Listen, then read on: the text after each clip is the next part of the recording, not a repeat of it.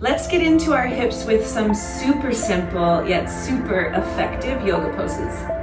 So the first pose is nicknamed easy pose. It's not always so easy, but in Sanskrit we call it Sukhasana. It's basically crisscross applesauce.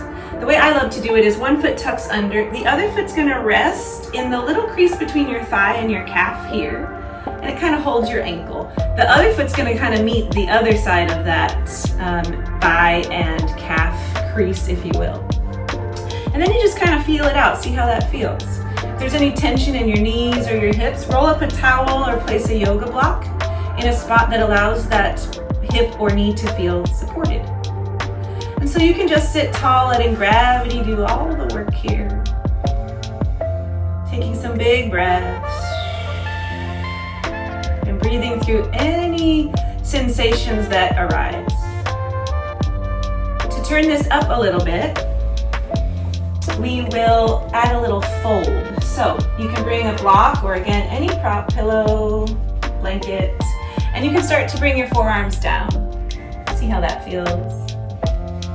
Maybe elbows come to the earth and forehead to the prop. But you should be able to breathe big and free anytime you're in a yoga pose. If you can't breathe, you've gone too far. So take a few breaths here. You can hold it for up to 3 or 4 minutes if you'd like, but make sure you try the other side, a little flipperoo, other foot on top.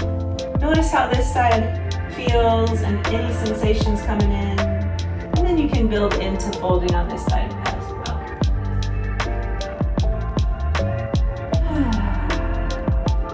Next one that I absolutely love is child's pose. And in Sanskrit, we call it balasana. And so to start, you'll come to your hands and knees. You want to keep your big toes together and to try and keep your toes kind of pointed so the tops of your feet rest on the ground. If that doesn't feel good, roll up a towel or a blanket and put it underneath the tops of your ankles here so that they can rest. The knees can be really wide or really narrow depending on how your body feels each and every day. So you can find a spot that starts to feel good, and then you let your hips come back. I like to kind of come down to my forearms, see how that feels. That might be enough. If you want to put a pillow behind your thighs, between your calves and your thighs, that you can sit down on that big pillow, that's lovely. Maybe starting to let your hips sink further and further and further. Your heart can rest on a pillow or even your forehead on a block if you'd like. This one is beautiful because we just go inwards. We just breathe and let gravity do all the work. The pose knows what it's doing, so as long as it feels good and you can breathe big, you can hang there for 3 to 4 minutes.